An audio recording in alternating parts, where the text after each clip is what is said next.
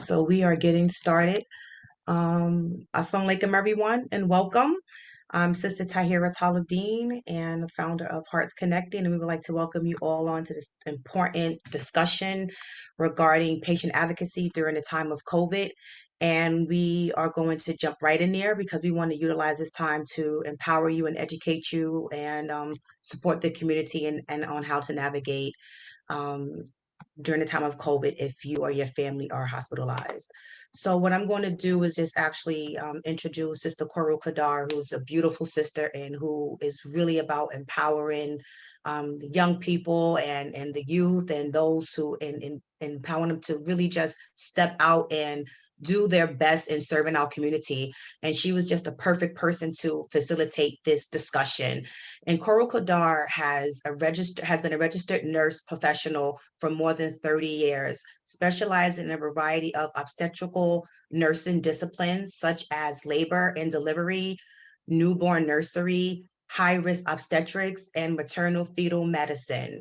She has also been an RN educator, RN coordinator, clinical nursing supervisor, and quality assurance nursing supervisor.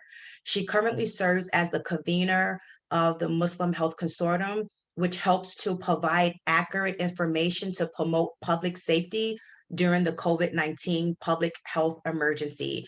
So we would like to bring on our dear sister, Assalamu alaikum, beautiful sister Coral Kadar. Alaikum assalam, beautiful Sister Tahira. And thank you for that beautiful introduction. And I appreciate having the opportunity to be able to listen to some of the concerns that you and Salahuddin and others have expressed about their frustrations in navigating the healthcare system during COVID-19. Healthcare system can be difficult to navigate anytime, but I know COVID-19 has posed some very special challenges. And I think it's a wonderful thing to try to bring some of those challenges to the fore so that those people who are facing things that you all have faced can benefit from your experiences. So I'm going to introduce you and Salahuddin and our other panelists, Dr. Zarina Hood. First, we have Tahira Talabdeen, who you just heard from. And Tahira is the founder and CEO of Hearts Connecting, which is a virtual janaza and online funeral facilitation company. After experiencing the devastating loss of her beloved husband of 7.5 years, Imam Antar Jannah, she founded Hearts Connecting, which is a professional online funeral and memorial facilitation company. After losing a loved one, Hearts Connecting's goal is to connect family and friends in paying their respects from the comfort of their homes. Additionally, she founded Muslim Widow, a grief recovery workshop and support group for Muslim women and women of faith. Lastly, Tahira is the founder of Dream Big and Grow Rich, a human development and leadership company that empowers women to discover their God-given gifts and destiny through online courses, private coaching, group coaching, and authoring books. And welcome, Tahira. I have been blessed to be a part of some of these services that you have provided over many, many years since you were a young teenager. And I have to say that you've always done a wonderful job in serving the community. I'm going to also read to you the bio for our dear brother, Salahuddin Shabazz. Salahuddin Gatson Shabazz is one of my best friend's youngest sons, son of Shelly Shabazz, and he's the youngest of 4 sons. Salahuddin has over 10 years experience in healthcare, working as the Director of Risk Management and Quality for behavioral health facilities, and currently working in DC as a compliance officer, ensuring behavioral health facilities are in alignment and are abiding by federal and local guidelines and regulations. And thank you, Salahuddin. I know you have experiences also with caring for your mother. And my dear brother, Salahuddin Shabazz. I don't know, there's a little bit of an echo there, but hopefully we won't have that going forward. All right, and then finally, I want to read for you the bio for Dr. Zarina Hood. Dr. Zarina Hood is a physiatrist and fellowship trained sports and integrative pain specialist. She's a three-time best-selling author, national speaker, and owner of Rebound Sports and Rehab Medical Practice, and CEO of the nationally recognized Nature's Freedom Vitamins. Her patients affectionately call her Dr. Z. She received her medical degree from Ohio University and completed her physical medicine and her rehabilitation residency at Thomas Jefferson University in Philadelphia, Pennsylvania, and AOA accredited fellowship in sports and integrative medicine as the first African American woman accepted in their 30 plus years of existence.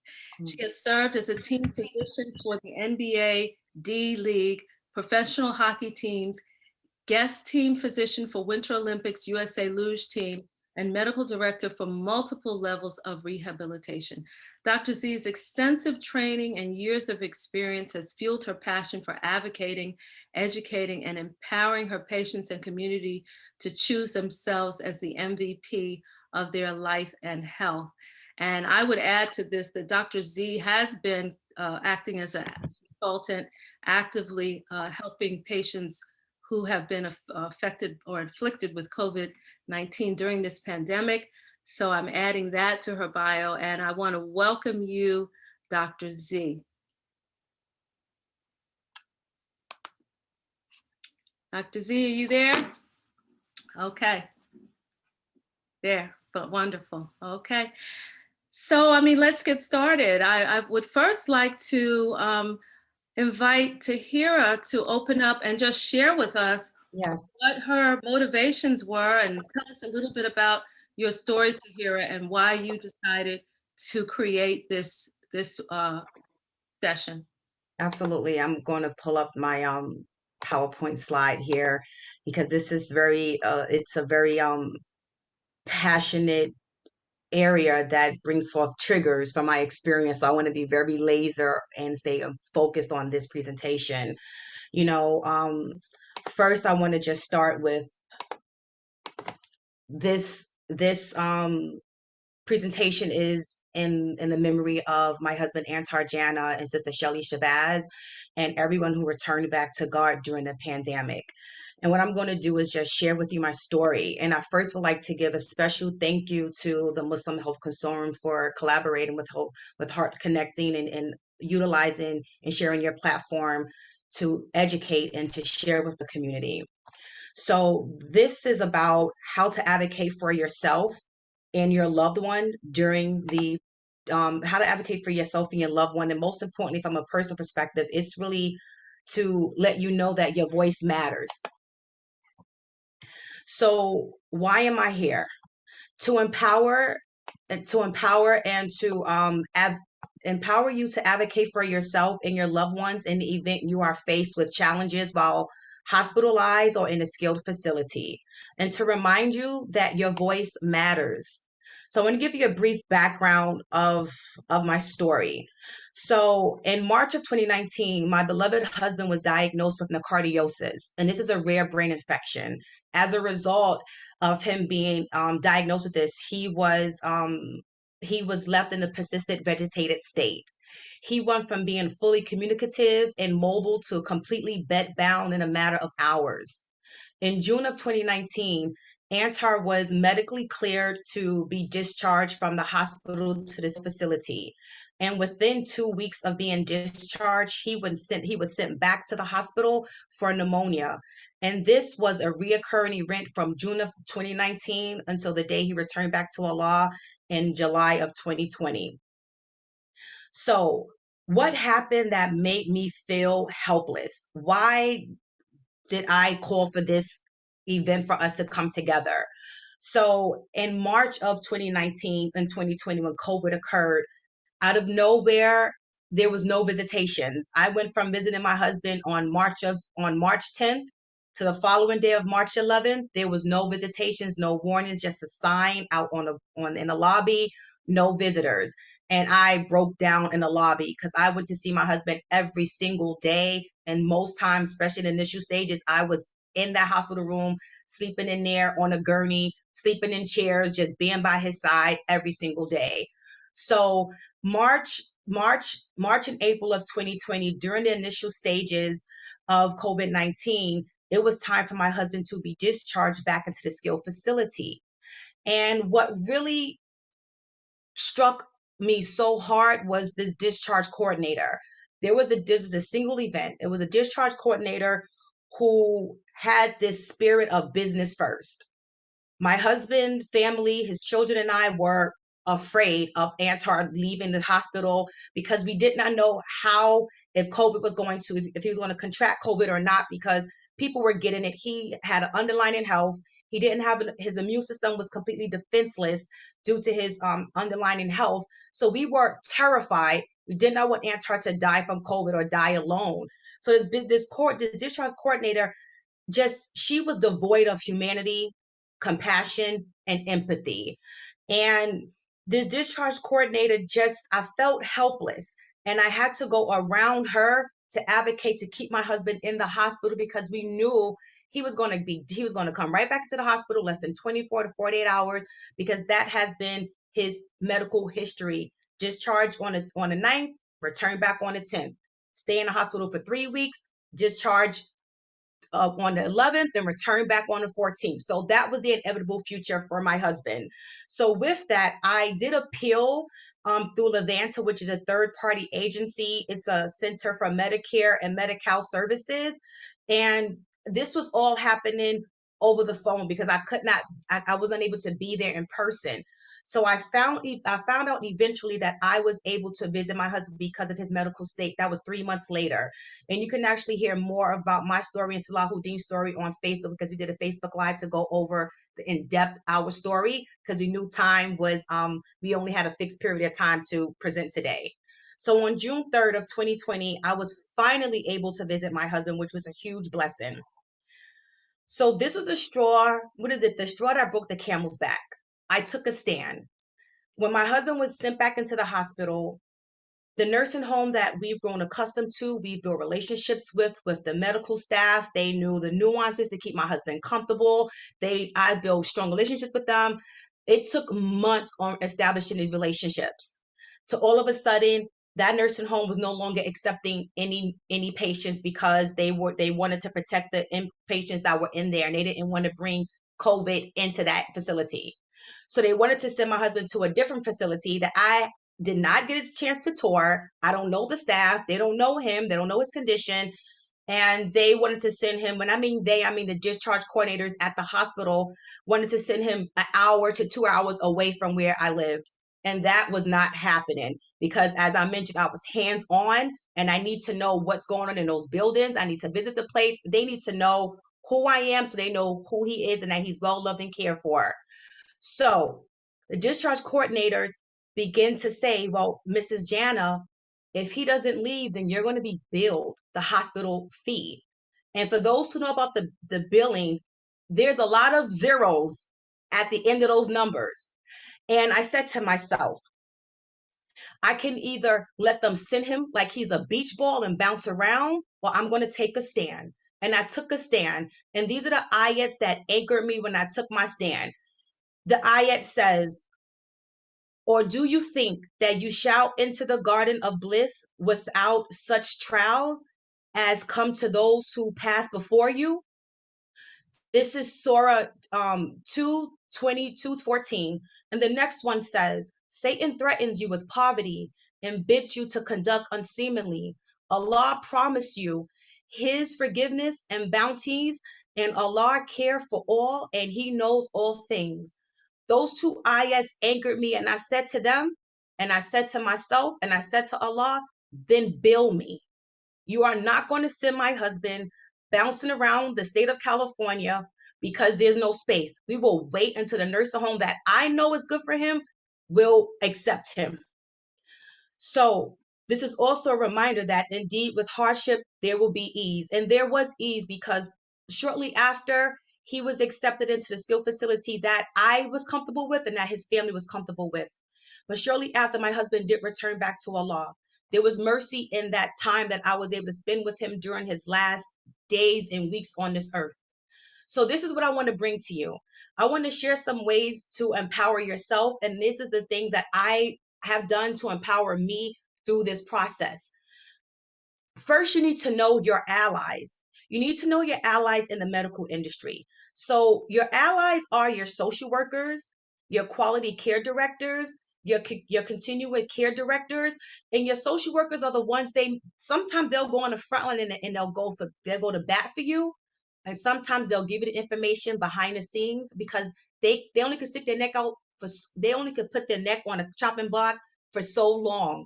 But if they know you're trustworthy and you're decent, they will tell you things that they won't tell the average patients. So your social workers, your quality care directors, the quality care directors are those who are responsible over the discharge coordinators. I knew if this discharge coordinator was treating this like a business, I knew to bypass her and go to her supervisor. Did not hesitate, did not blink an eye.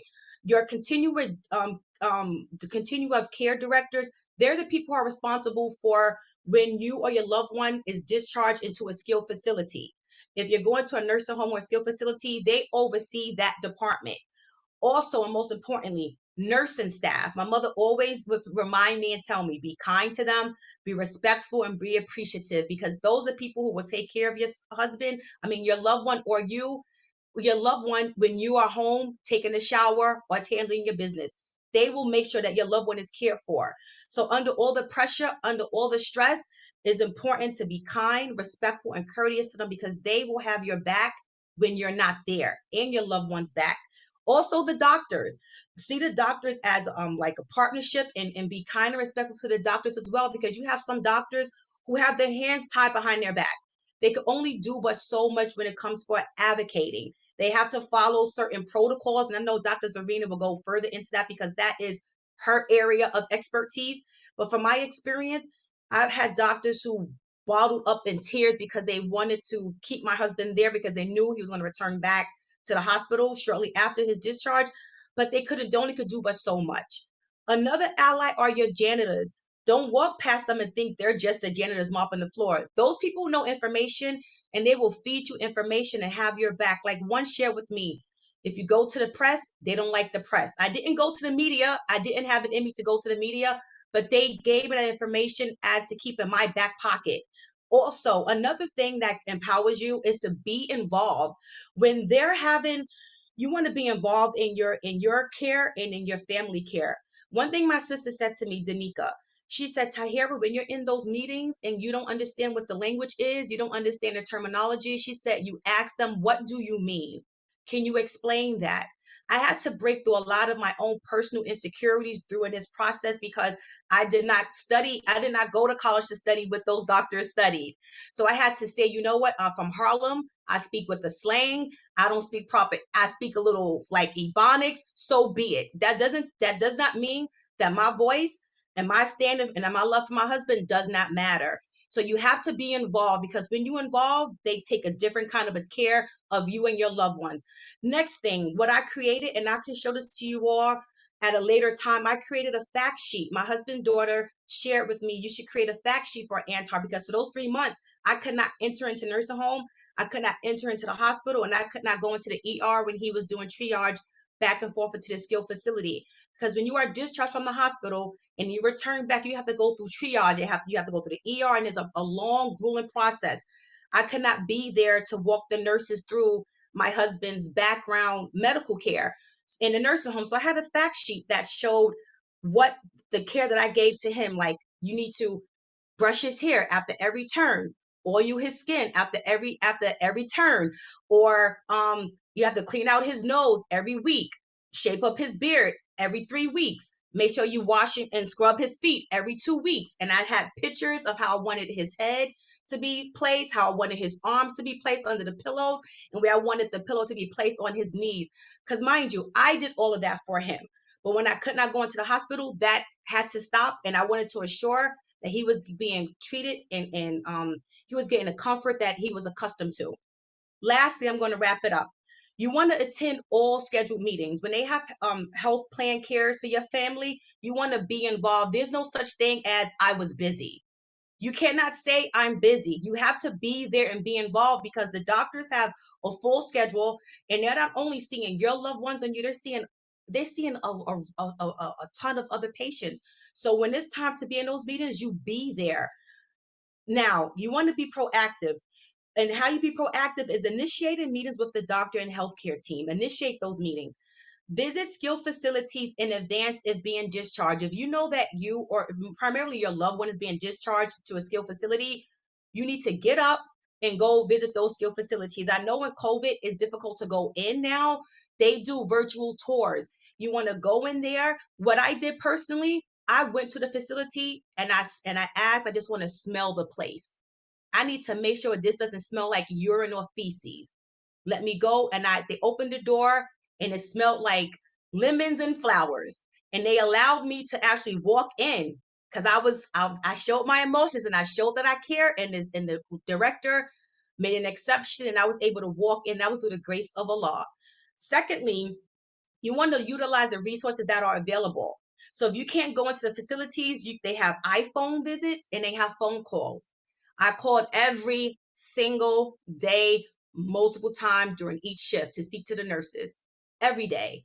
And I was sometimes able to see him twice a day or at least 3 to 4 times a week on the video chats. And they became accustomed to me. And I was on the phone, even though my husband couldn't respond, I would read to him, I would read Quran to him, I would play Quran for him, I will speak to him. Also, last thing you need to do for your own selves, and this is very important, get your healthcare directives complete. Sign and submit it in your medical charts. This is important because in the event you are hospitalized and you can't speak for yourself, the doctors and your family needs to know what your wishes are. Because guess what? If you don't express your wishes while you are able to, somebody else will do it for you, and it could be somebody who you don't want to do it for you. Lastly, what's next? The next step on my personal mission is now how can we learn to change some of the healthcare policies that are having a negative impact on our loved ones? The change doesn't happen in a hospital. I believe, and I know somebody out there in the audience knows that the change has to happen on the federal level, and I believe Salahuddin could go further into that. There are some policies that are just unfair. It's unfair. And the next step is now how do we affect change to these things in the medical field that are unfair on behalf of the patients? And lastly, I want you all to know that Hearts Connecting provides monthly events and forums such as this. We talk about various topics in the health of death preparation, preparing for your death, because guess what? We all are born and living and we all will die. So we talk about preparation. We bring topics such as this to the community. And we also talk about healthcare, self-care, a lot of various topics that we discuss. And as Sister Coral, we also host grief recovery workshops for widows. So for those who are interested in joining our mailing list to stay updated on what is coming next, you can take out your cell phone and you can text Hearts Connecting to 22828.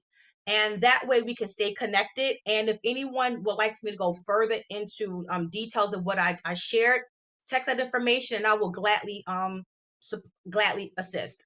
So thank you so much. And I'm going to turn it back over to our beloved sister. Thank you so much, Tahira. I am just so grateful that Allah blessed our brother Antar Jannah with you. You are such a gift to him, and I just wish everyone who's in these facilities could have someone like you there advocating for them. I hope that the PowerPoint that you've done maybe could be, put in some format that could be shared widely with people, because it's a treasure. It's a treasure of information.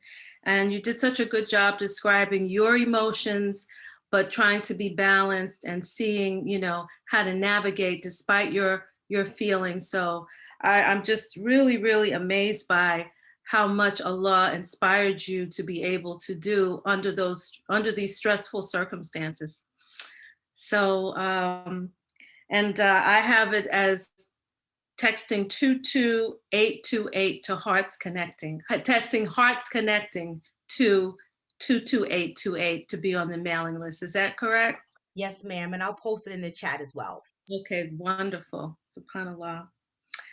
Well, we also want to hear from Salahuddin. And Salahuddin, I understand, was caring for his mother, Sister Shelley, our dear, beautiful sister, uh, when she was too ill or she needed to be, cared for. And such a dutiful son to be there for his mother like that is just something that, for those of us who love Sister Shelley, I mean, he has a place in our hearts forever.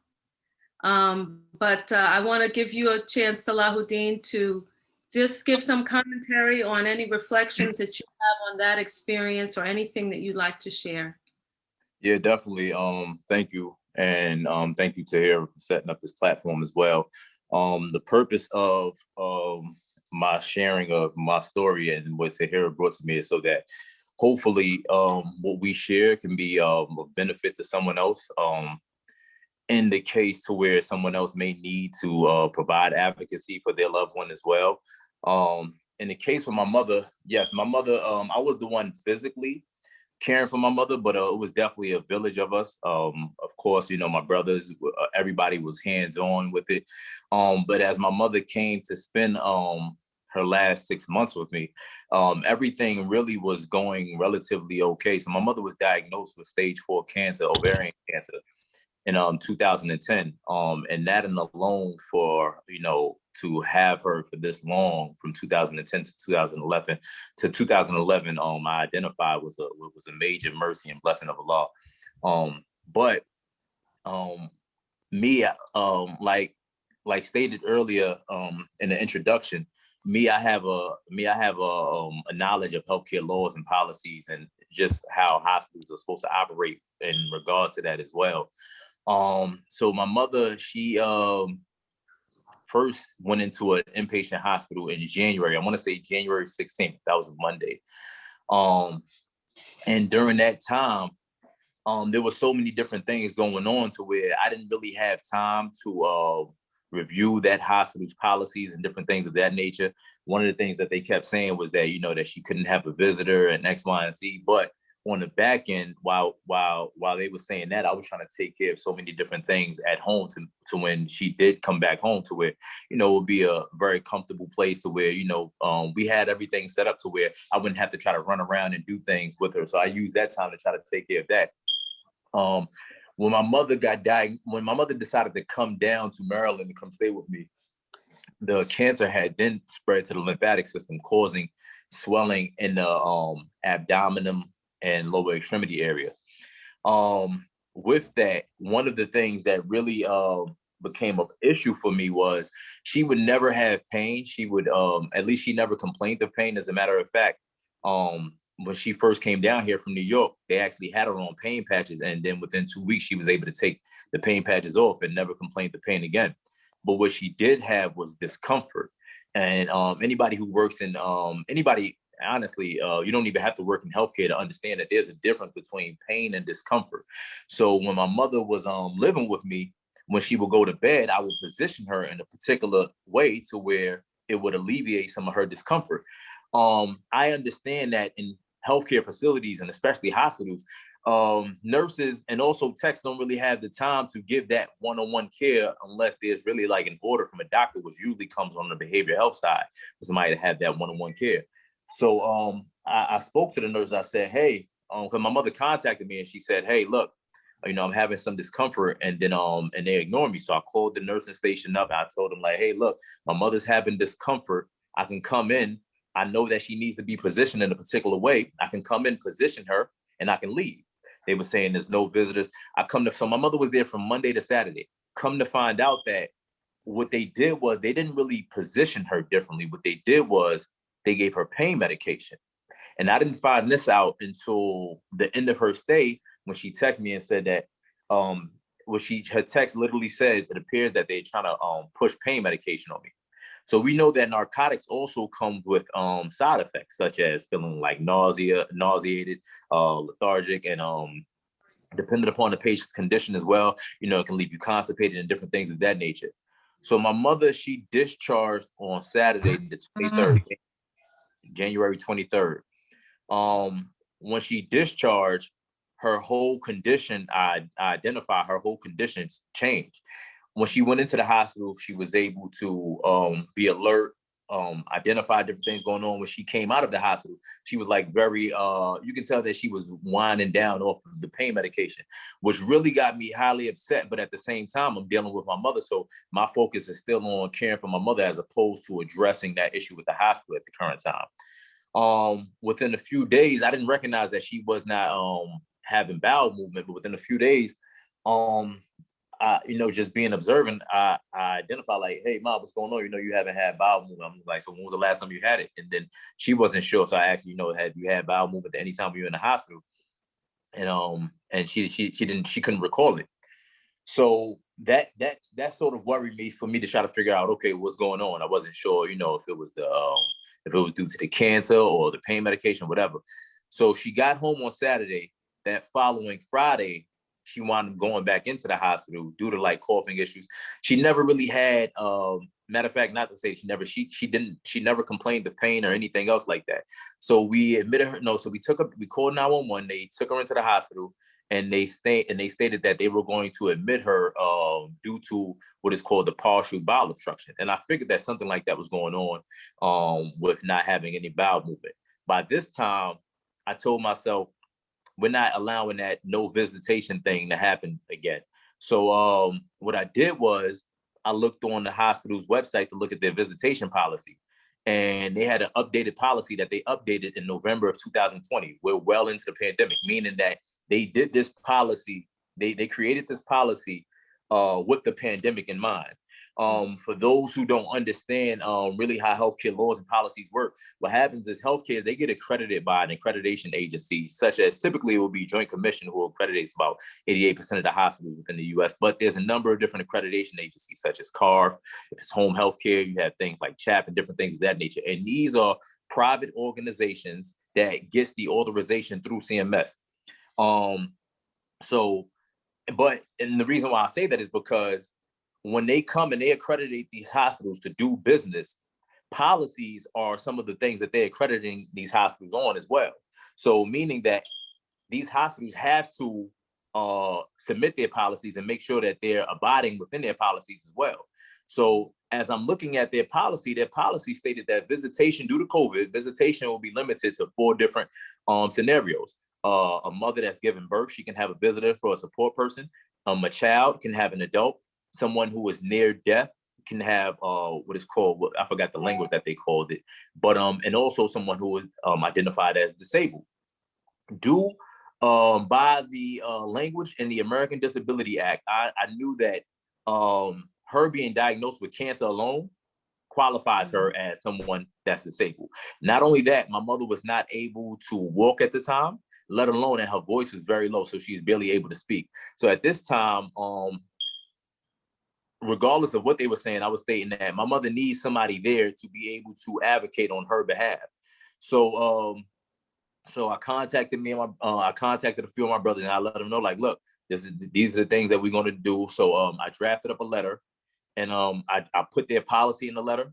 I put the American Disability language in the letter as well, and I also sent it to the Joint Commission as well, which I identified with their accreditation body. I sent it to their CEO, the COO, the risk manager, and the patient advocate as well, and I let them know, like, look, this is the policy. By definition, my mother is someone who has a disability, which means that she qualifies to have a support person. And by you not allowing her to have a support person, mean that you guys are not abiding within your policy, and you're not abiding within regulation, which will lead to a citation. Let alone if something was to happen to her, it can be even bigger. So I say that to say this: had it not, even with me submitting that, they transferred me over to the nurse manager. And the nurse manager, and then the reason why I'm saying this is because sometimes when we don't have an awareness, or we don't feel confident within addressing certain people, we turn away from the first no that we hear. And the nurse manager was saying, no, visitations aren't allowed. And And me, I had to respond back to her like, no, actually visitations are allowed. I'm not sure if you've seen the updated policy that your organization wrote. So I told her like, look, at the end of the day, I'm going to send this letter also to the Joint Commission. I'm also going to send this letter to your CEO. I'm also going to send this letter to the COO as well. You might want to contact the nursing director and then have them contact the risk manager as well, because all of these people are in place to make sure that. So basically, the job of the risk manager is to make sure that the hospital minimizes risk. The hospital not abiding by its policy is a risk. So long story short, within 2 days, I was able to get into the hospital. And not only was I able to get into the hospital, I was able to stay there day in and day out. But I say that because what made me comfortable with fighting that system was my knowledge from a professional level. And I wanna pass that information on, is that, you don't have to be a professional. First and foremost, these hospitals should, and these professionals in this hospital, they should work to abide within their hospital policies. And sometimes, granted, they don't understand that so many policies change throughout the year. That's the reason why you have so many different positions and different things of that nature. The other thing, Sierra, I heard you were speaking about not wanting somebody to deny you care. A healthcare professional cannot deny you care due to you expressing your displeasure with service. They cannot say, okay, well, because you said that you didn't like service, now I'm going to discharge you.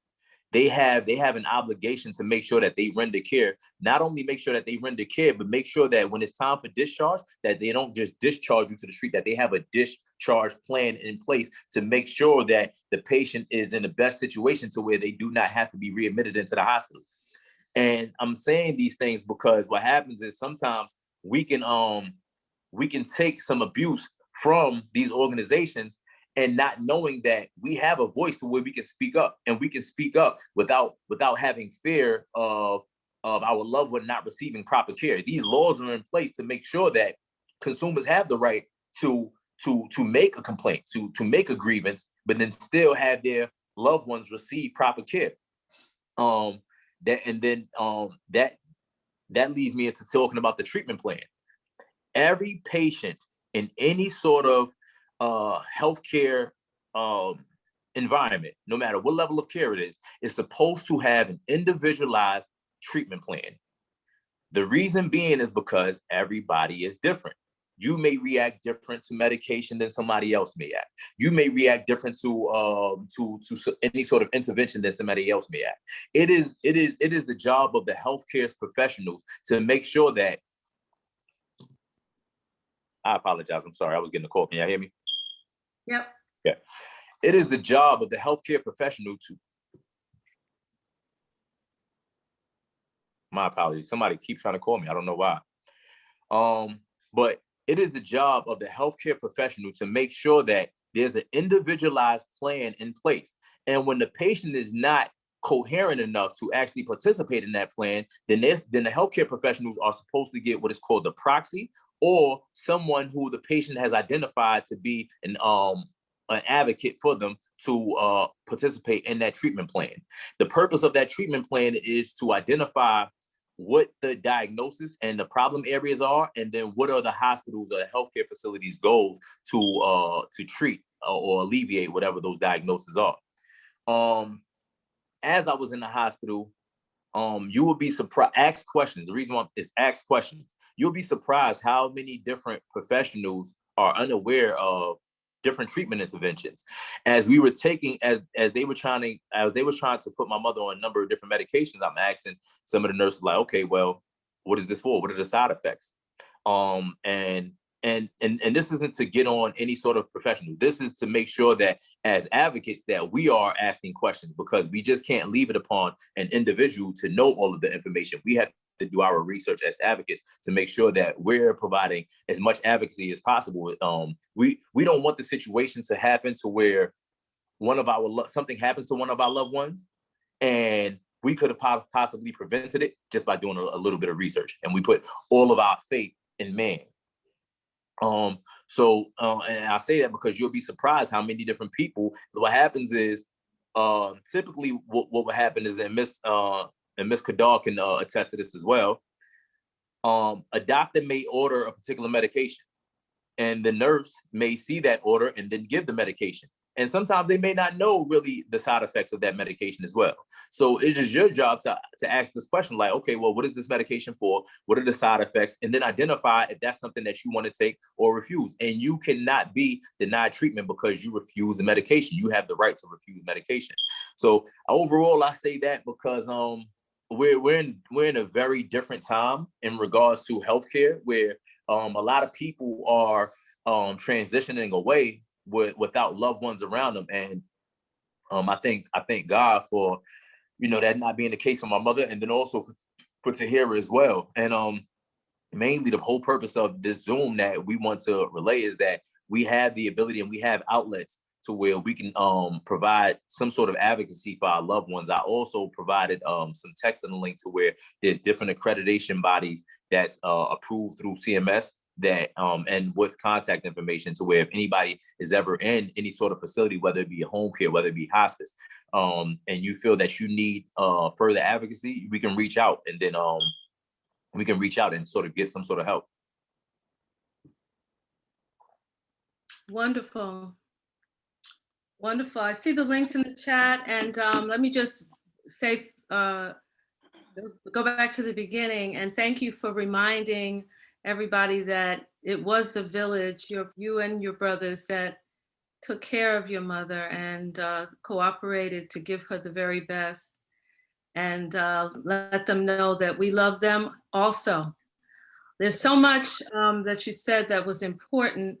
One of the things that I have to just share with you is that years ago, nurses were expected to administer medications, and it was the physician's order, and they were just kind of like handmaidens to the physician. That's old school. Nowadays, the nurse is responsible for knowing what medication she's giving. She's not supposed to, if a doctor writes an order for a medication, she's supposed to know what that medication is and what the side effects are. She's responsible also. However, especially during COVID, the reality is that many of these facilities were understaffed, and Dr. Z can address some of those issues better. But I just want to say that there are so many things that you address, like the healthcare proxy, and Tahira addressed that also. Just encouraging people to make sure that we think about this now. My mother actually carries her living will in her purse. Like, she doesn't want this, she doesn't want that, she doesn't want this, she doesn't want anybody to make any mistakes. If she falls out, and she knows she does not want to be given extra whatever, But it's, it is important that we kind of think ahead and designate who we would want to make decisions for us if we can't make those decisions for ourselves. That's they call it a living will, or a healthcare proxy is another way of doing that. Hospitals do have policies for allowing family members to make decisions without those documents, and Dr. Z can give us a little bit of insight about that. But I just want to thank you for all the helpful information that you gave, and we'll circle back, and maybe we might have people with questions. But I want to give Dr. Zarina a chance there's a lot to unpack and to think about from your perspective. I know for me as a nurse, I have my own perspective because we're kind of always in the middle.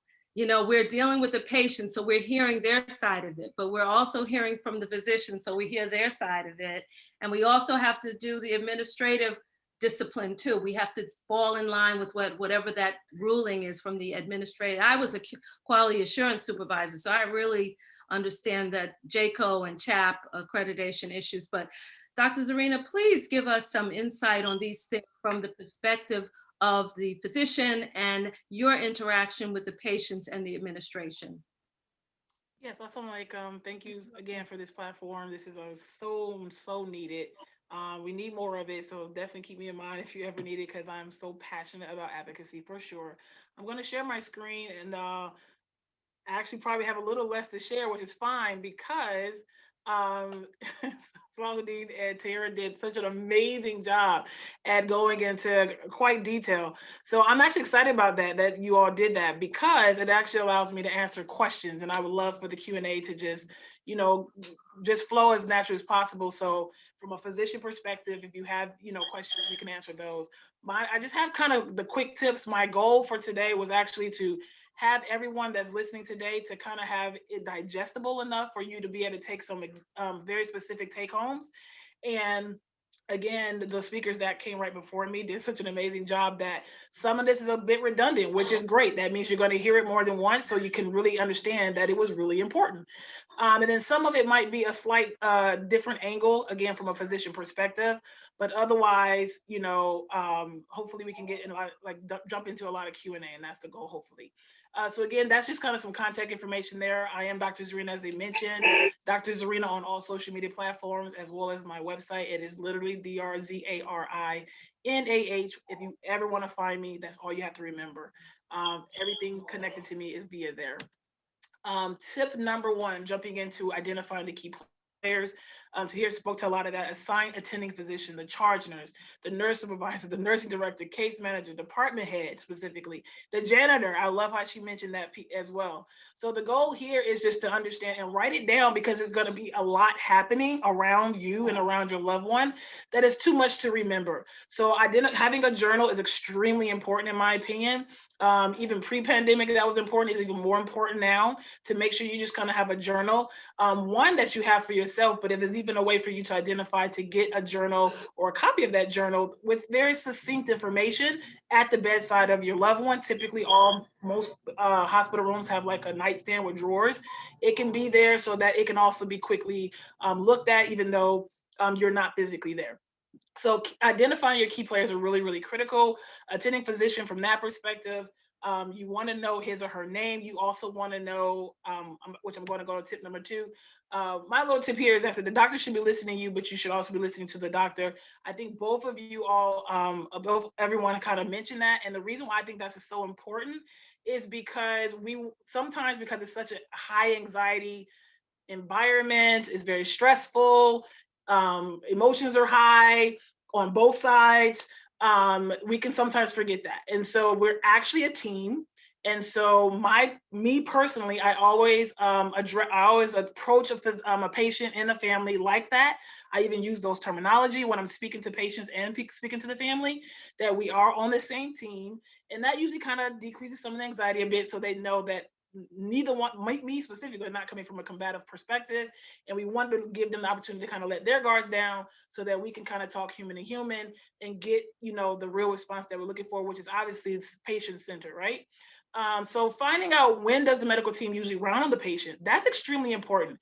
And the reason why is because one of you mentioned earlier about how the physicians are really busy. And so they're kind of flowing through a big hospital or even a skilled nursing facility, seeing sometimes 50, 60, 80 patients. It kind of just depends, right? And we want to be able to treat your family member as a unique situation. And so a lot of times that point person that can really help you identify that rounding time is the charge nurse.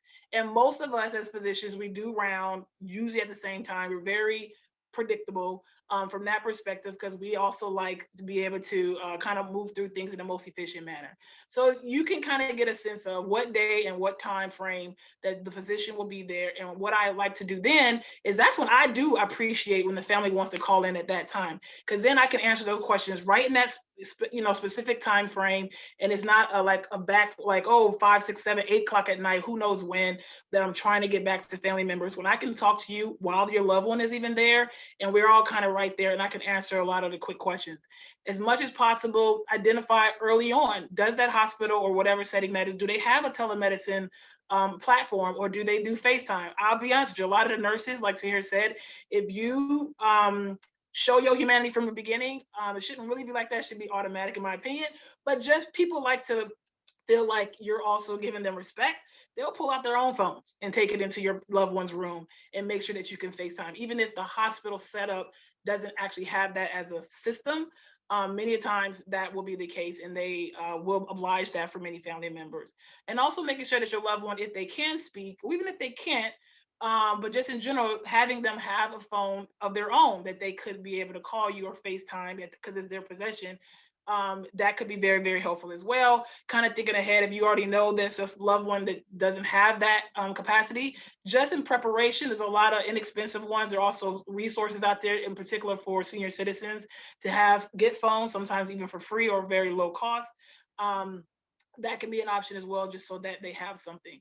And be prepared when that physician is rounding, right? Be prepared in the sense that sometimes I get a lot of questions about, or doctors say, I don't know what to ask. I don't know what I don't know, right? And that's valid. So one of the very basic questions I usually ask, tell people, is ask the open-ended question. You may not know what to ask initially, but if you ask an open-ended question to the physician during that time, usually that's going to prompt you for more questions.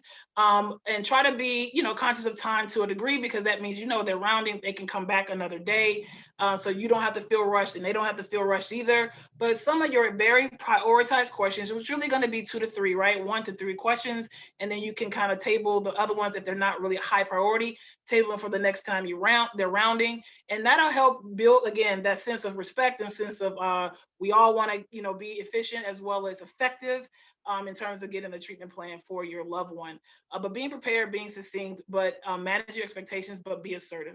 Don't ever take no for an answer. I actually agree with Brother Salahuddin, who said that earlier.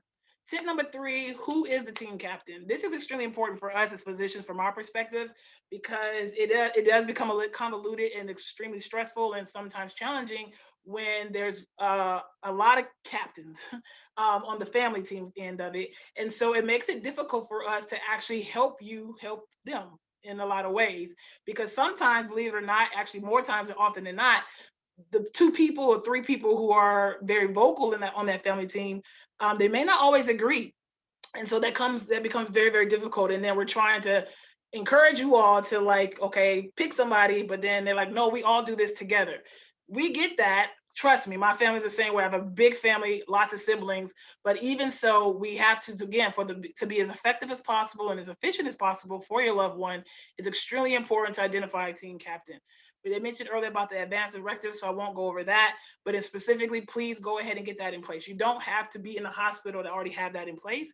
You can literally Google the form online, get the form, fill it out, and already be prepared, so that in the event someone has to go into the hospital during this time, you're already prepared. Power of attorney also is a kind of ahead of time type of thing. If you kind of see their loved one has a disability or has a chronic illness, it may not be a bad idea to just have the paperwork ready. Even if they may be of sound mind right now, have the paperwork ready. Be prepared. Let's start thinking ahead and not be so reactionary. That's a big thing, I think, for not just our community, but really Americans in general. We're super reactionary, and we want to press the point that part of the advocacy is being prepared and being proactive and not reactionary. And we kind of just pointed out about the primary point of contact. Tip number 4, ombudsman. Sometimes we feel like, hey, I'm hitting no's all over the place in this hospital, this facility. I feel like no one's listening. I feel like they're being given disrespectful. I feel like they may be neglectful. This is a time where you can actually bring aboard the ombudsman, which is a patient advocate assistant, so to speak, which is they're literally there for that liaison piece, and they're not necessarily hired per se by the hospital. They're just that neutral party to help you navigate that system a little bit more, so that you can get more answers and get basically become more effective with being able to get the care that you're seeking, within the confines of that patient situation. So I do encourage you to, at the very beginning, even if you don't need them, when you're talking about admissions or they're talking about transferring your loved one, find out what is the ombudsman phone number, just so they know that you know. Okay. And not, you don't have to keep in your back pocket. It's not even a matter that you're going to use it right away. You may never need it. But just so you know, I will ask that off the bat. I really would. Tip number 5 is just some resources. I'm gonna leave this, or I can put it in the link. In the chat box, I guess. Actually, I'll try to do that. But these resources just helpful when sometimes you just feel at a loss. You might just really feel like a fish out of water. Like, this is so new, but you need information. You just don't know where to start. I like these particular links here. The National Patient Advocacy Foundation is a nationwide, as well as the patientadvocate.org. Really, really great resources to kind of get you going. They even have some care plan templates that you can print out, and you know, kind of guides you like, okay, these are the kind of questions I should be asking, or these are the kind of things I should be thinking about. Because again, this is not something you do every day, and it's already very stressful. And even for the lower one on the bottom, the patientadvocate.org, they even give you ideas about when it comes into finances, like what kind of resources do I need when I'm now getting hit by the hospital about the bills and insurance and so on and so forth, when you're already trying to just focus on the medical. It can become very, very overwhelming, and I like these resources for that. So again, empowering yourself with resources. I actually was going to talk about a little bit more, but I am going to not do that because some of it is, again, a regurgitation of some of what was already said today. But honestly, this is a great time to be able to answer questions from a physician perspective if you have some. I wanted to reiterate a point about the medication list. Please, you know, I know it gets frustrating for probably both people, the staff as well as the patients, but honestly, I always tell my nurses, one, you can always call us, right, if it was really truly a question. Pharmacy is a great resource, be honest with you. So sometimes you can call the hospital pharmacy when you feel like you're not getting quite a direct answer about the side effect of a medication that the nurse is not sure of. They're really a great resource. And then you can kind of double back around and say, okay, I understand those side effects to be this. I'm uncomfortable with that, or what are the percentages of that happening, or so on and so forth. So identifying who the pharmacy is for that hospital or that setting as well can be very, very helpful. But the medications list really fluctuates a lot, sometimes day to day, definitely week to week, depending on how long your patient family member is in there. Don't hesitate to ask for updates if there's a change in medication frequency, dose, discontinued or added. That are kind of things you do want to know so that you can feel like, okay, I know what's going on. You'll be surprised how many changes that happens a lot. A lot of my facilities, they part of their policy actually to call family if there's any adjustments, but that's not policy per se for everyone, or maybe it is and they don't necessarily do it. So you already kind of knowing that can be helpful, even if you don't know what these medications do, it can be helpful so that you can, again, understand when there's fluctuations happening that you're visualizing, right? Because sometimes, like Dean mentioned, there may be cognitive changes, or maybe you're talking to the loved one and they're talking about symptoms that you know that a week ago they weren't having. Well, it could be medication related. It might not be, but it could. But if you never knew that a medication change happened, then you're kind of at a loss, like, well, why is mom changing, or why is my husband changing, or so on and so forth. So I always encourage people to stay updated with their loved one's medication list for those reasons. I'm gonna stop my share now. Those kind of quick points. Again, they're all just Before we turn over to questions, Dr. Z, I know we talked before the other day about how your approach to managing expectations. I wish you would address that just a little bit. Sure. I think it's extremely important. I kind of just barely touched on it because you're right. In terms of managing expectations, I think it's extremely important on both sides. I would say that's probably the most common reason where there's sometimes extension on the team, I call it, right? One of my approaches for managing that, although not everybody does it, is I take a really long time on the first admission or first assessment with the patient. And that way, the subsequent sessions are typically not as long. What do I do during that first assessment? And what do I encourage you, as soon as you know who the attending is, to you be a part of that first consultation meeting, is I go over the patient with the patient if they're coherent. And sometimes I'll call the family member in the room, is here's what you can expect during this visit. This is what that day will actually look like. This is how many times your nurses should come in. These are the medications that I'm currently managing for you. If they don't, if this doesn't happen, then I want you to make sure you make us aware. Here are the resources, and here's your point person during this visit.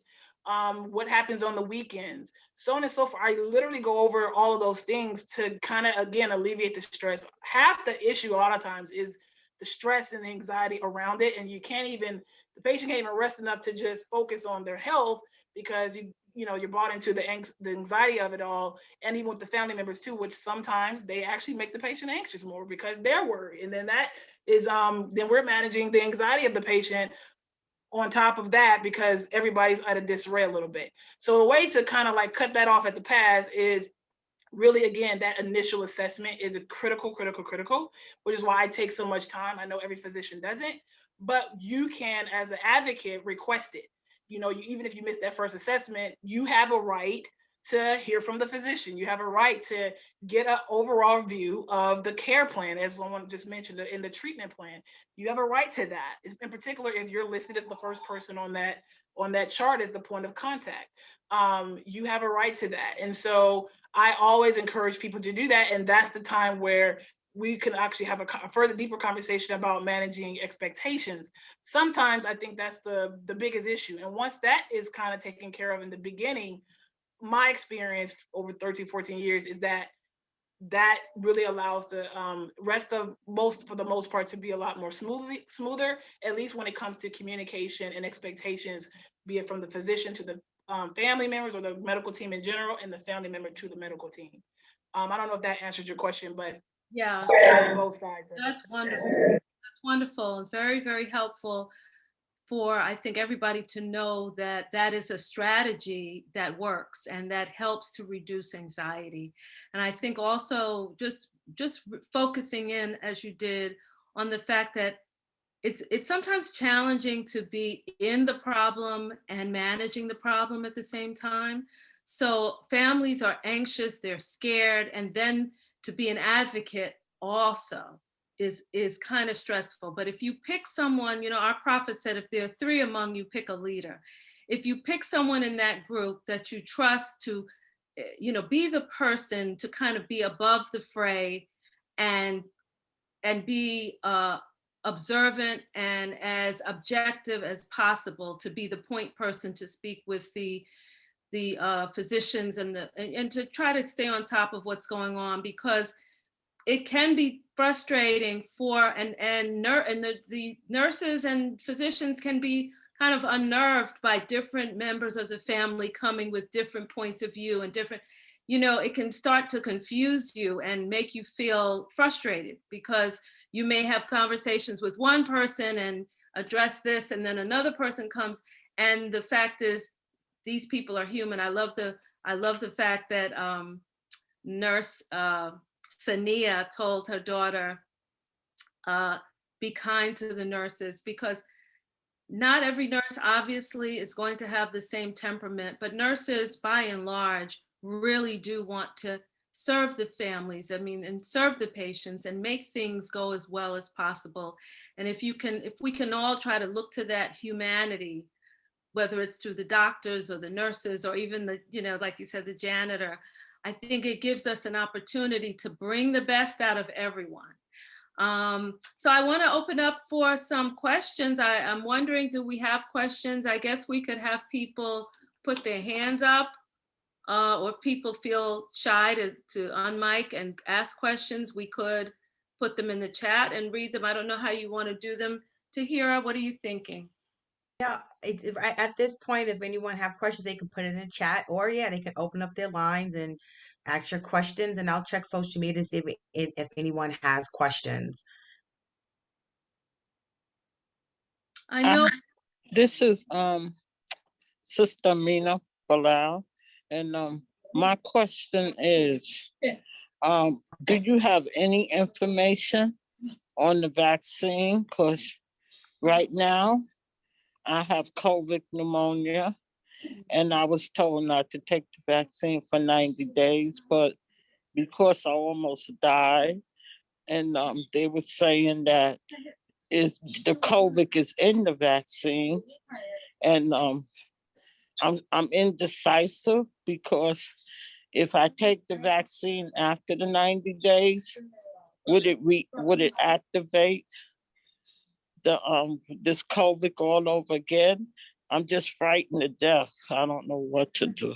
Amina, I'm still in rehabilitation. is this Amina from Queens?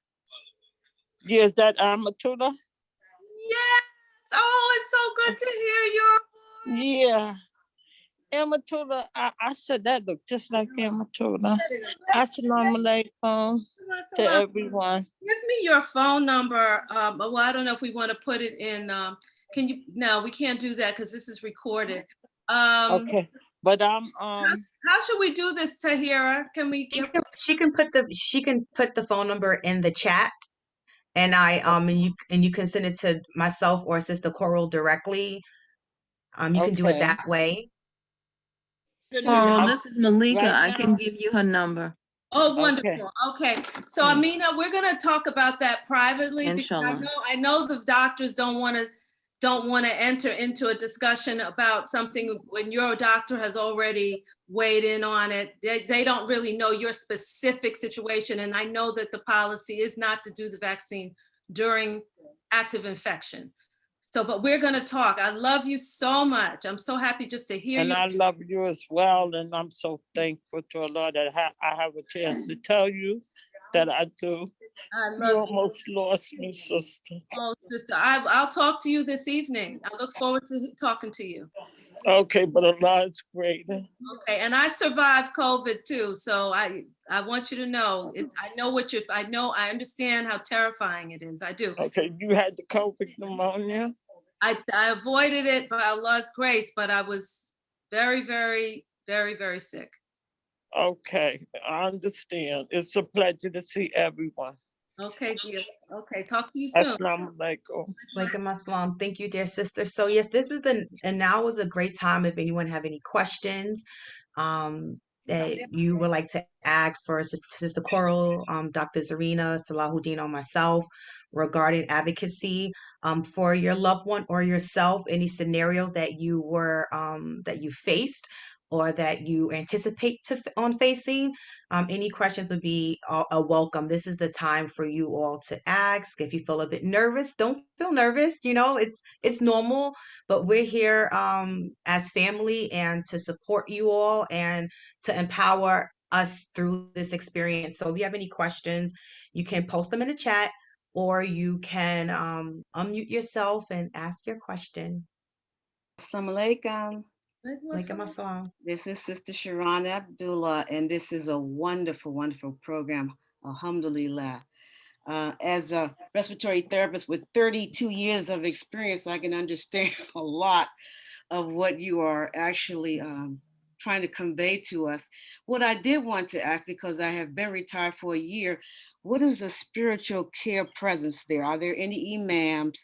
I know there were largely, pastors or, different people of other faiths, but are any of you seeing anyone from the Islamic faith that can be at the bedside to kind of help, during these trying times? Personally, I have not, but I will say that some of the hospitals and even skilled nursing facilities and rehab facilities are starting to open the door back up for some of what they call, the specialized things. But it's very slow, and that's not happening where I am. I'll be from that perspective. However, I would encourage you that I actually have done this at the bedside myself, where I actually encourage them, because people just don't think about it, that you can actually call your your church or your masjid or whatever. And some of the communities, the faith communities, actually have a system set up for that, where someone could kind of speak to them on the phone. It's usually by appointment, which is not so bad, kind of like a session and whatnot. But that's something that you can actually let them know so that they can identify that. And if we aren't doing it, those of our listening to me right now, that might be something that you may be able to go back to your respective communities and, maybe have a conversation about how we can implement that within our masajids. Inshallah. And Dr. Yeah. just reminded our nurse Brenda Shakur, your mother-in-law, reminded us before to tell people if they go into the hospital, take your cell phone charger. Make sure you take your charger with you. Little things like that can make a big difference. If you have, like Dr. Z said, even if you don't have a cell phone, there are now options for like little cheap pay-as-you-go phones that can give you access to the outer world while COVID is going on. And also to add on to that as well, and I'm not sure But I do know a few organizations that I've been working with. I know that the visitation policy in regards to religious leaders has been a lot more flexible than it has been with, just regular family members as well. So I feel like that might be a nationwide thing, but I'm not sure that's actually going to make me do some research as well. But also, when they was talking about, having your living will, your advanced directives, and your proxy set up, you can also have that in the case. Part of your treatment plan can be to have some sort of communication with your religious leader who you may identify. Very true. Yeah. That's a good point. Mr. Coral. Well, thank you for the information about the how to, get information when you're inside. And because right now I'm inside, so telling me about the nursing supervisor, the social worker, and what their jobs are. And the information was very helpful for me. And I thank Allah for you. And thank you so much.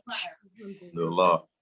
And just Assalamu alaikum. like Maslama, just to add on to what Dr. Zarina mentioned and Brother Salahuddin, when you are meeting with your doctors and they speak about the healthcare directives, you really want to take the lead in that conversation because it will be mentioned, but if you don't follow up or follow through, then it will just be a conversation that passes. And and if you are too ill to be legally and medically deemed competent to sign, you will not be able to sign. So again, you will have someone who you may not even want to be in the captain seat, asserting themselves as the captain.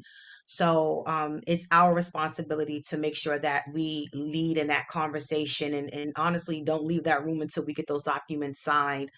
So I just wanted to add that in there and just want to give again everyone opportunity to ask any questions that you have because this time and this space is for you all to ask any questions that you have regarding this topic.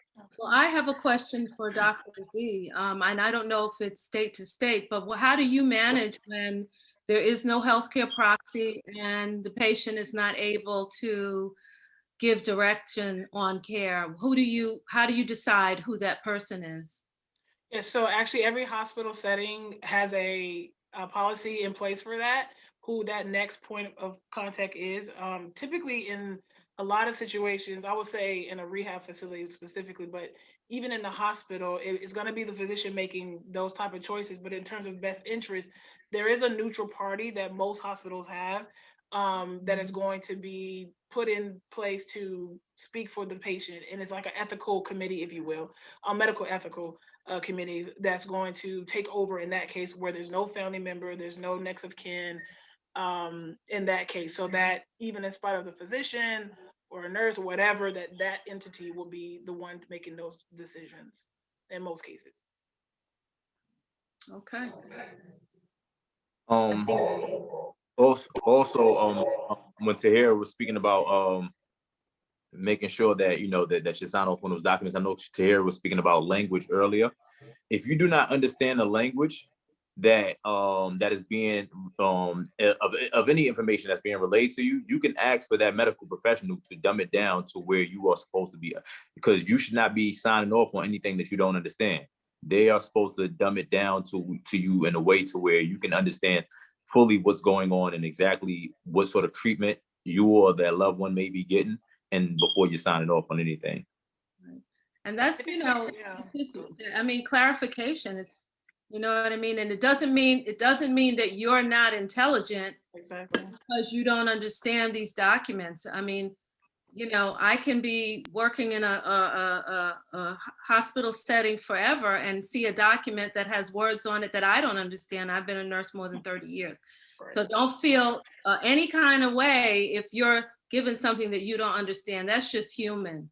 That's just human. None of us understand everything. And nowadays, things are so complicated that it's hard to keep up with the basics. So please, even if you think you understand it, as an exercise, even if you see a document and you think you understand it, practice asking them to clarify it. Just say, I think I understand this, but would you mind clarifying it? And that can help you could get over some of your insecurities. And I found at times that I think I understand something, and I'm 100% sure I understand it, but just in creating that moment of, oh, can you just explain this to me? Just want to make sure I understand it. Sometimes I didn't understand it.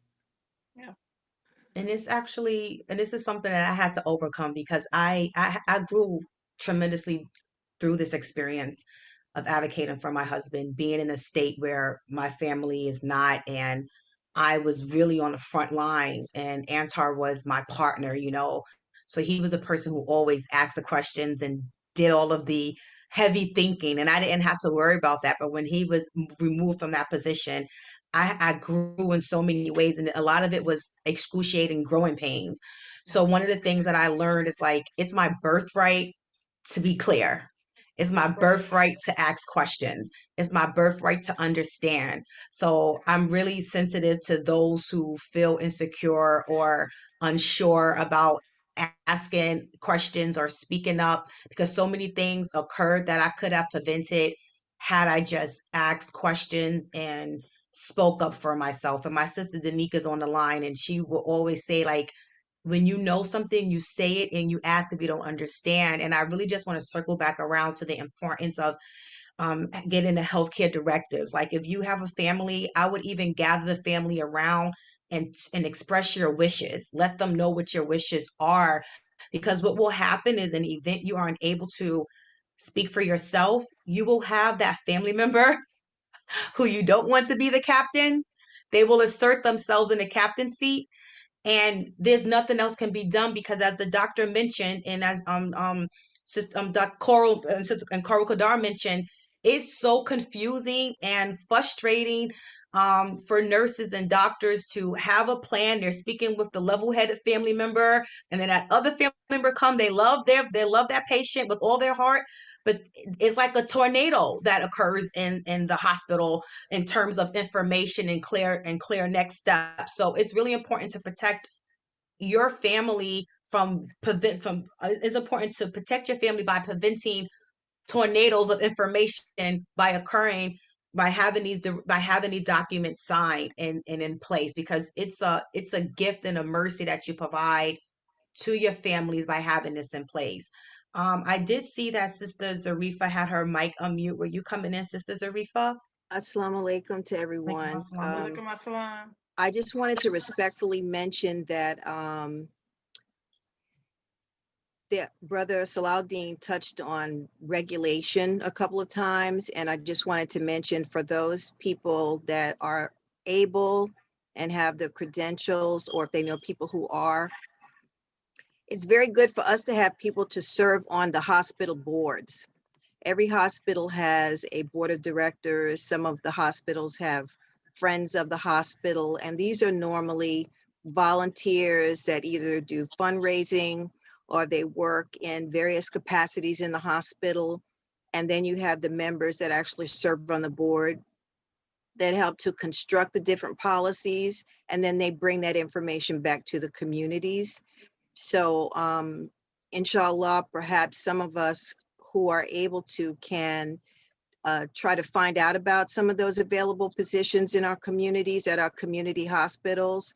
You may want to contact somebody that's on your local legislative board that oversees the hospitals to find out which hospitals actually have those positions available, and how you can go about contacting them so that you can either volunteer your services to serve on the board, or find out how you can become a board member, because that's where the policy for the hospital is made.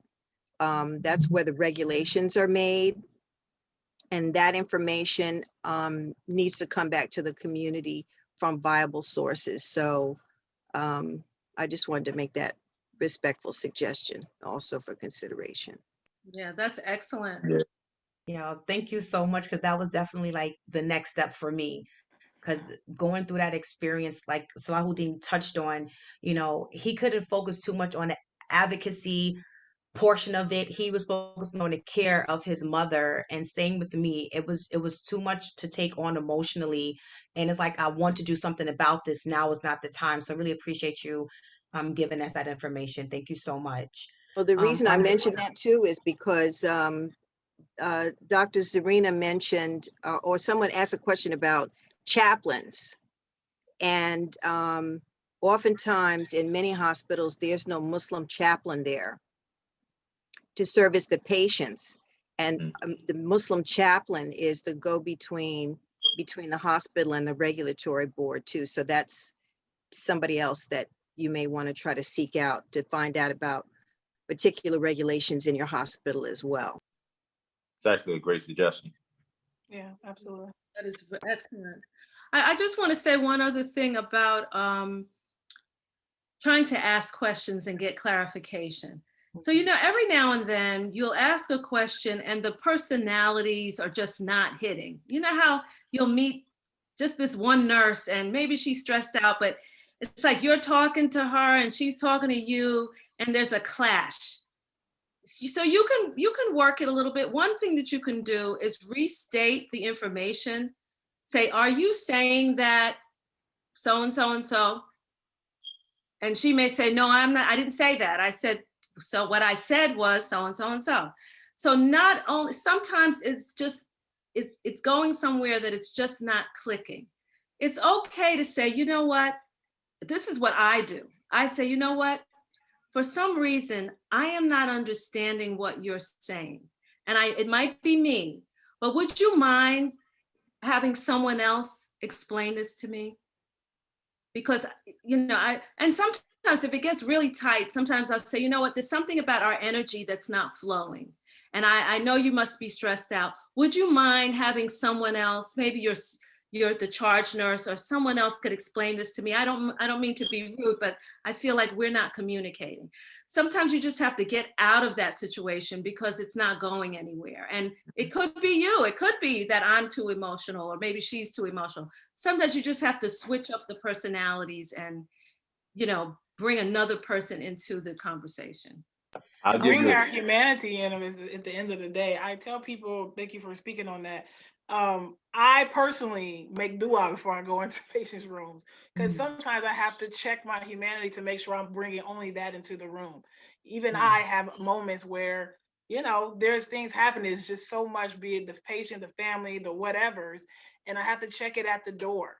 So I oftentimes say to my nurses, bring your humanity into that room. Take your humanity and don't take nothing else. I say it to my family members when they're talking to me and they're telling me about their disconnect with the nurses and so on and so forth. Call and check the humanity with you and bring that into the conversation. Sometimes it's just a little bit of just enough to remind our spirits, I guess you can say, to like realize, okay, yeah, I am stressed. Let me, you know, manage that. Let me, you know, keep that in check so that I can be effective with my communication and that I can receive the information as most effectively so that we can truly move forward with obviously the patient at the center. So I really appreciate you making that point, and that's kind of how I manage it. Just bring your humanity in, everything else stays at the door. Yeah, I actually give a story. I'll give a story and stuff with that as well. Because when I first got into the hospital to go stay with my mother, it was a lot of people who were looking like, what is this person doing here? Like the hospital is not supposed to have any visitors and different things. So when I went there, I asked my mother, did you get your teeth brushed or anything? And she said no. So typically, that's supposed to be a staffing job, so where they're supposed to make sure that patients' hygienes are taken care of. So I asked the nurse and I said, can I get some water so that I can brush her teeth? And she got a real nasty attitude with me because they had an NG tube in the nose. And then she was like, why? Don't touch the NG tube. So, and it's big that you said bring your humanity and stuff into that as well, because at the time I'm pissed off because I'm looking like, hold on, my mother's been here for 3 days. And how long have you guys not touched the hygienes and stuff and all of that? But at the same time, looking like, well, look, right now, my mother's care right now is my main priority. So I had to check myself, like, look, you know what? Even though she's giving me an attitude and stuff and all of that, and another reason why I'm saying that is because I felt confident with what I was saying because of my background. somebody who possibly does not have a background with dealing with that when they come and then met with that behavior. And my whole reason for saying this is because I don't want you to lack your confidence and then lack care for your loved one, saying, okay, well, I don't have to brush my mother's teeth because I don't want to get the nurses mad. No, certain like basic human dignity thing, like that, what that's called is ADLs, assisted daily living, and those things are supposed to be taken care of regardless of what is going on. Regardless of anything outside of that is considered neglect. And I'm saying this to say, do not allow someone lacking humanity to make you stop doing what is right for your loved one. Your loved one deserves that. You deserve to make sure that they have that as well. And sometimes, and it's not all the times, because we're not speaking about, the people who are doing, we're speaking about sometimes the people who will give you a roadblock in the road. And even though you should not have that, but do not let that discourage you from doing what is right and caring for that loved one. Because ultimately, I know that if I did not know that my mother was going to pass in the hospital, but if she would have passed and I would have just let days go by without her hygiene being taken care of because I was afraid to confront someone who gave me an attitude, I would have felt like I would have felt like crap. But I say that to say, when you have it in your gut feeling to know that those things need to be done, don't allow someone else's lack of humanity to make you not do that. Yeah. And I want to build on that to just highlight that point, and also if you do get out of pocket, it's okay to come back and apologize, because there were many times I would come into the hospital, my husband's head is leaning some type of way, his arm is another way. That was just my pressure point. And I'm like, what's going on? Like, why does he look like this? And then I had to calm down. And I said, you know what? 5 minutes later, I'm like, I didn't have a right to speak to you that way. Just please forgive me. And they forgave me. But I also want to say this. If you do have a nurse or doctors who you really feel they are not leading with their heart and humanity first, you actually have the right to request a new nurse and a different doctor. There were many times where myself and my husband's children, we requested, we do not want this nurse caring for him. They just should have just stayed home on a day off. They should have took a day off. They should have never showed up to work. So you have that right to say, I request a doctor or a different nurse, and be patient with the process. It's easier to switch a nurse than there is to switch a doctor, because they have certain amount of doctors and they are assigned a different units. But just know that is your right.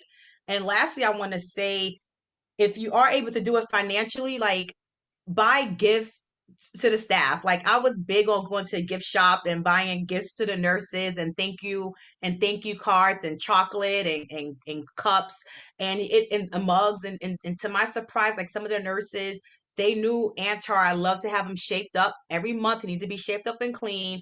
When his barber couldn't come into the hospital due to COVID, the nurses would shape him up. They would clean him up.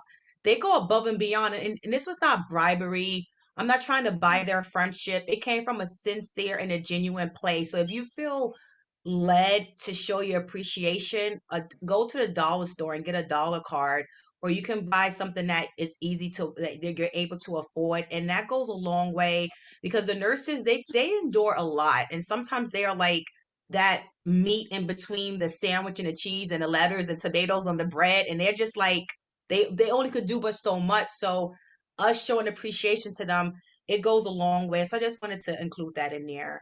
Yeah. And I also know that we did go over a half hour.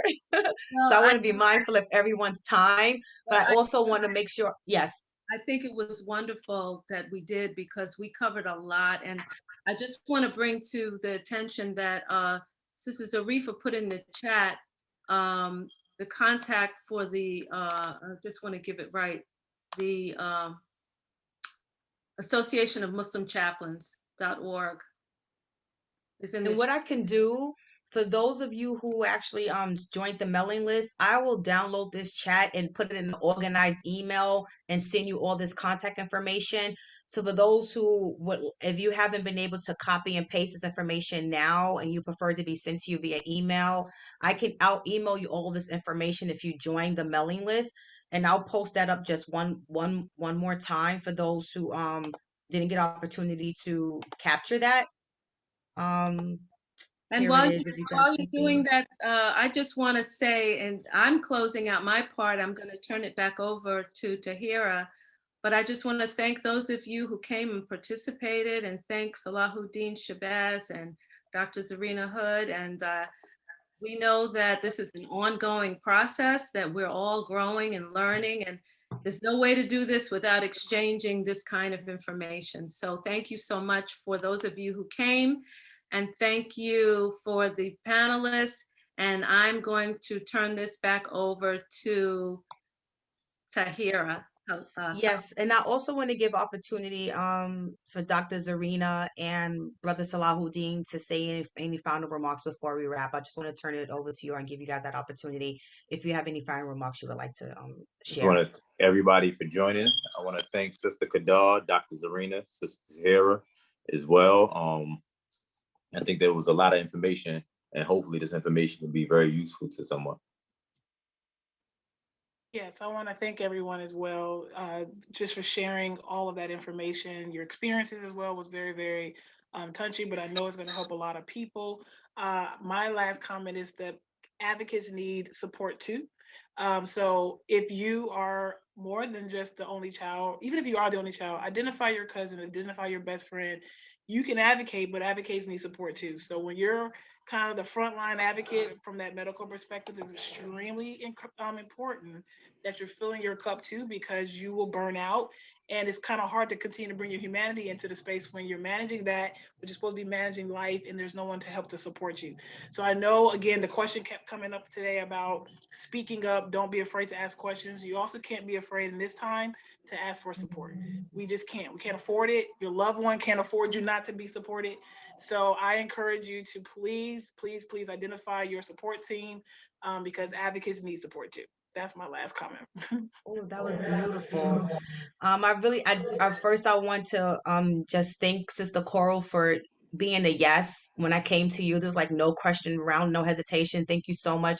Truly thank you, Dr. Zarina, for coming on. And we know the doctor's schedules is just hectic at times, and we really appreciate your level of expertise that you brought to the table. And Brother Salahuddin, I love you so much. I appreciate you, and just thank you for just being my brother and sharing yourself and just being so true about your experience, and really appreciate who you are and what you bring to the table. And really just want to thank everyone for joining and adding value to the conversation. And inshallah, if this forum had a positive impact on you and you would like to share this with someone, you can go to Hearts Connecting LLC at Facebook, on Facebook, and you can actually share this video.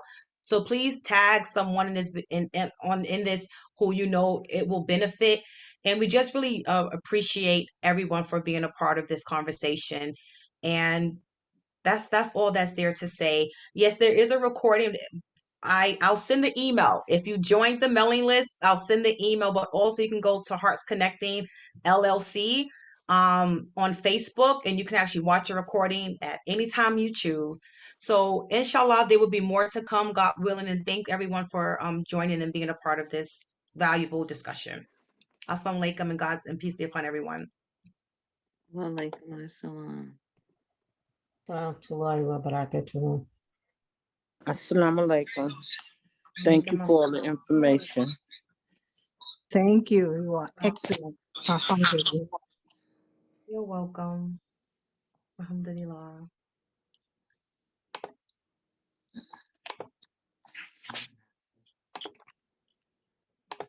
I will get to you with my number, inshallah.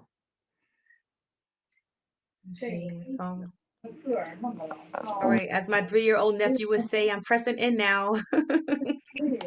Pressing in.